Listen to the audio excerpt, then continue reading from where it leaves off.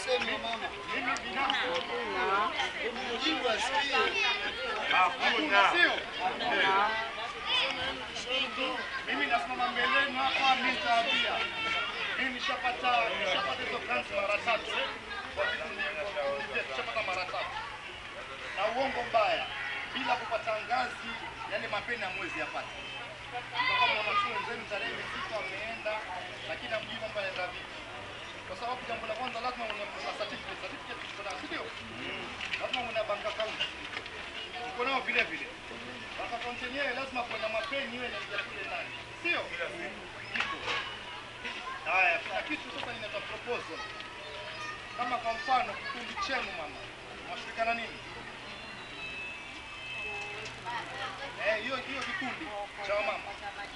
Kuna machupa sio? Ambao vizuri sana ambapo nilienda pale chini. Hata vijana kwa ndoka mitaa mingine baadaye ningependa muone mkajionea. Vijana kuna kikundi cha hapa wamejiendeleza sana upande wa waste management. Ambapo waste management sasa hizi kuna wafadhili ambao wanapeana mapeni. Na mapeni yenyewe si chache.